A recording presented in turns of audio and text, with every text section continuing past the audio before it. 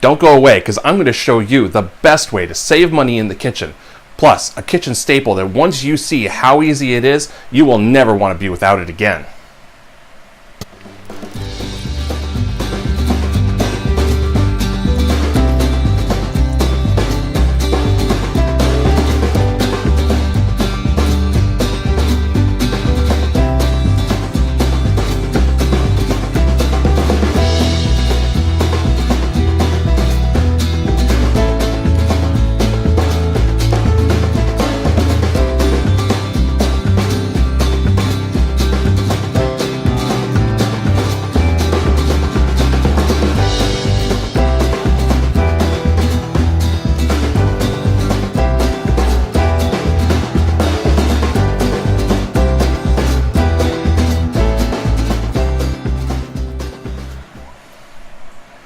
Hey everybody, welcome back to the kitchen. Buying your meat whole and cutting it up into your own pieces is one of the easiest ways to save money.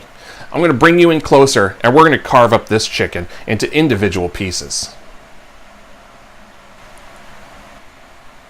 Alright, so the first thing that we're going to do is we're going to remove the legs. These are the quarters. We're simply going to slice through the skin.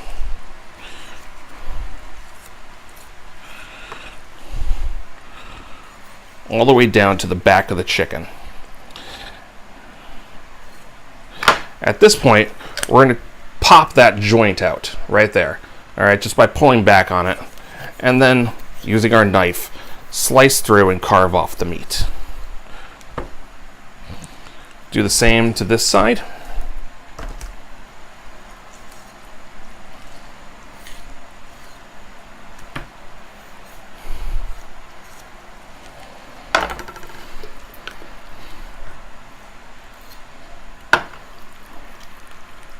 Pop the joint.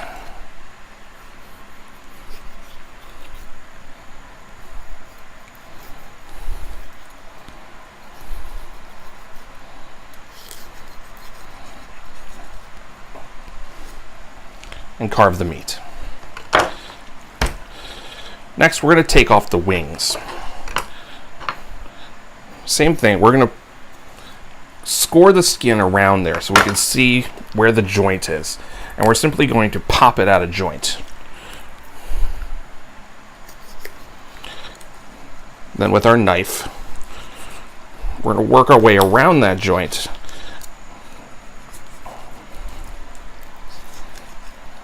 until it comes out.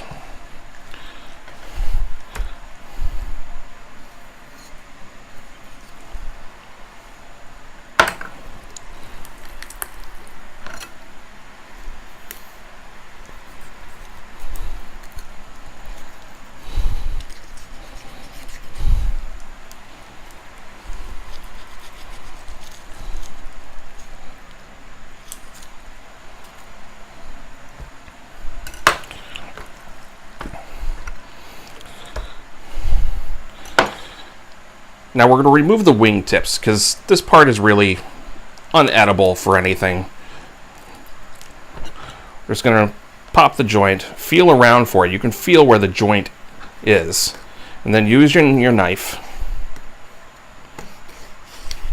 Cut down through it.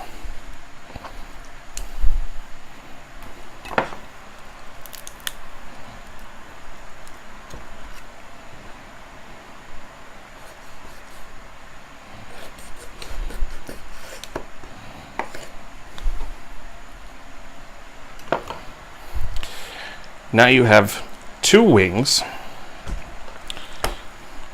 and 2 legs and thighs. You can cut these if you like, but this is a quarter. Now we're going to remove the breasts. You can choose to leave the bone in, or you can go boneless. We're going to cut through this flap of skin.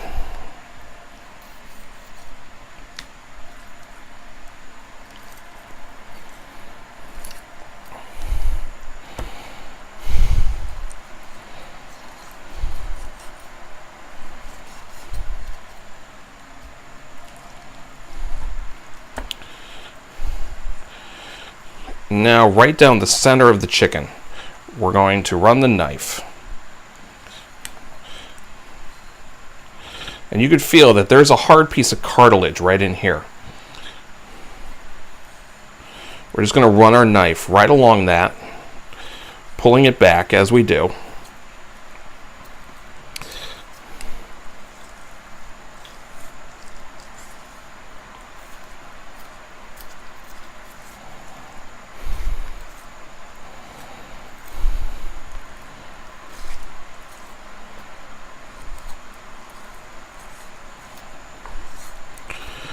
Try to get as close as you can to the bone. You want to save as much of that meat as you can, till you finally reach the bottom.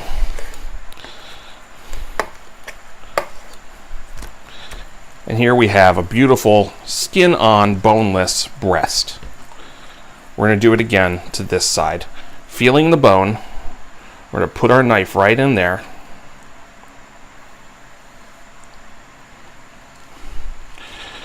And just make little cuts. We don't need to hurry. It's not a race. Get as much of the meat as you can. Careful of your fingers.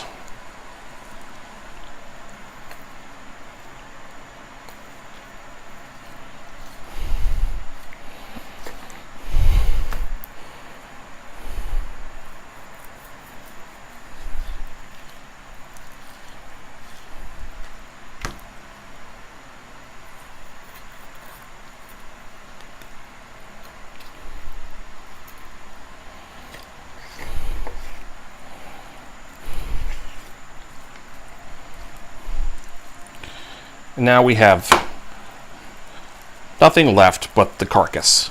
Save this. Don't throw these away. We'll use these later. Now on a breast, there's the main breast part, but then you also have the tender. I like to cut my tenders off. I save those for stir fries.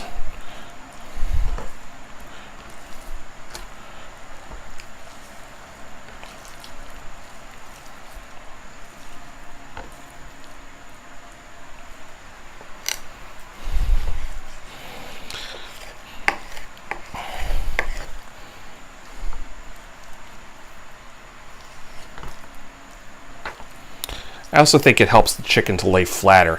Doesn't make it quite as thick, so when you're frying it, it cooks better. And what we have left is two beautiful breasts with the tenders.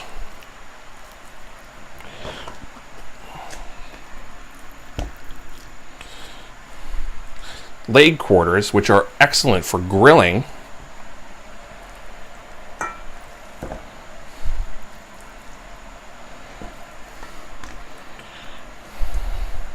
And then a pair of chicken wings. Now you can freeze these until you have a significant amount to make some good boneless, some good chicken wings. And then we have our carcass and our guts.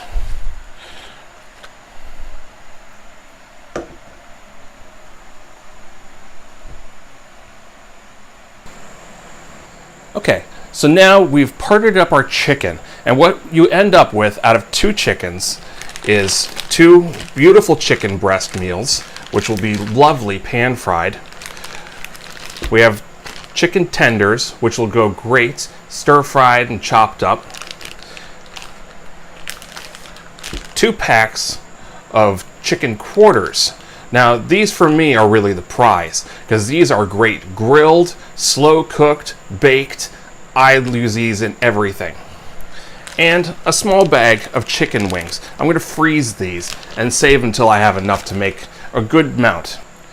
Now, after you've pieced out your chicken, what you end up with is a bowl full of chicken bones. And we're not going to throw these away. No. We're going to make the most beautiful, healthy chicken stock. Now, you could do this in a pot over the stove, but I don't really like to watch it that long. So we're going to make this easy. and we're going to use a crock pot. The first thing we need to do is we need to take and make these bone sections sized right for the crock pot. We want them to be covered in water. So I'm just going to cut through the rib cage with a pair of kitchen shears and nice backs. Try to take off some of the fat. We don't need all that fat in there. Or the skin. Don't put skin in.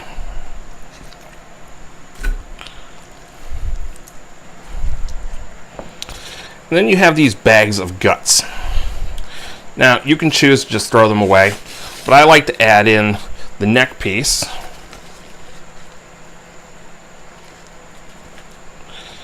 Don't add in the liver, lungs, neck, kidneys, and heart. The rest of this you can just throw away. Now we're going to make our traditional mirepoix. Celery. Don't cut it up too thin. It's all just going to boil.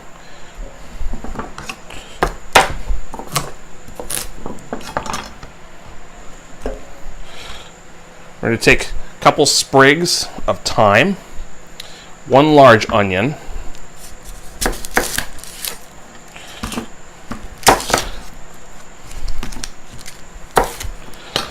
leave the skin right on it. That'll give your stock a deep, rich color. Same thing with garlic. Just leave the skin on, give it a little crack, toss it into the pot. 3 quarts of water.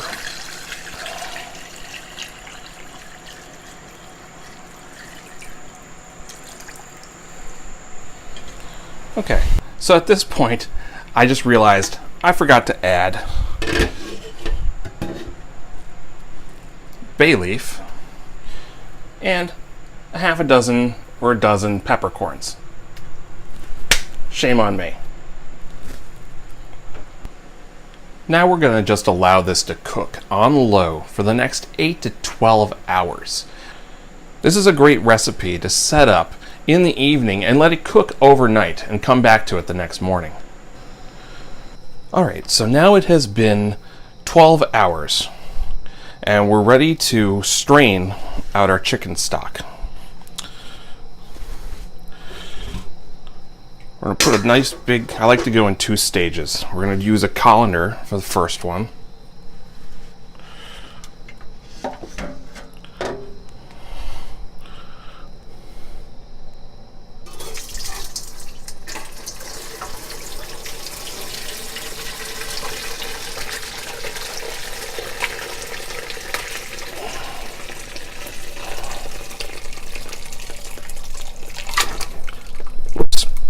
Little splash.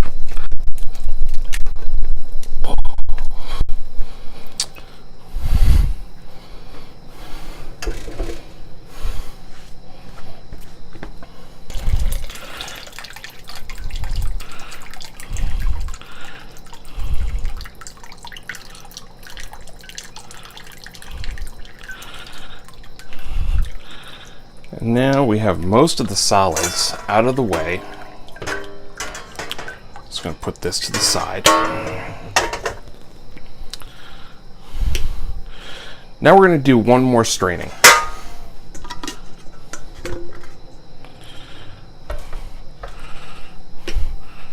We're going to strain it through a fine mesh strainer.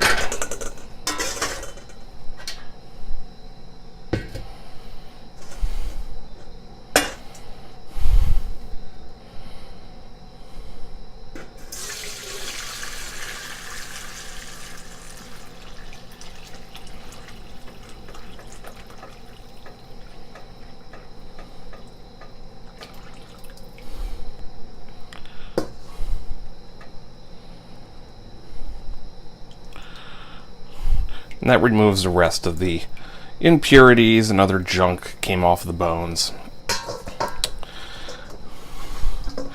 I suppose you could strain this through a cheesecloth if you wanted to, but hey, it's homemade.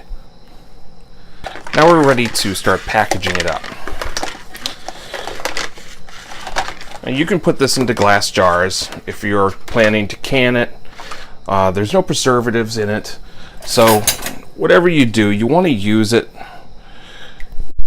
in a couple of days or freeze it. Now I'm going to freeze mine. So these plastic containers work really well.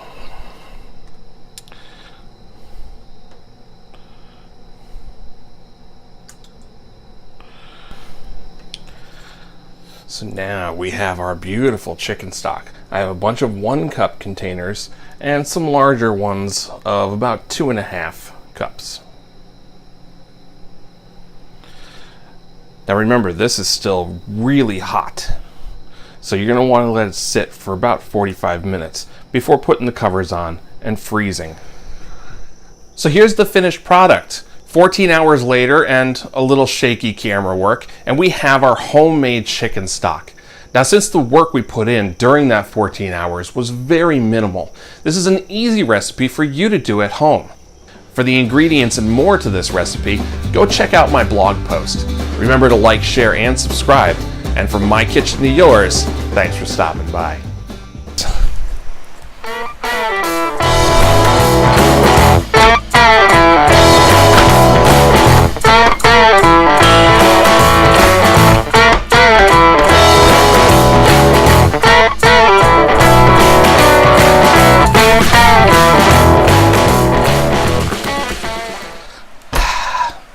Who says you can't play with your food?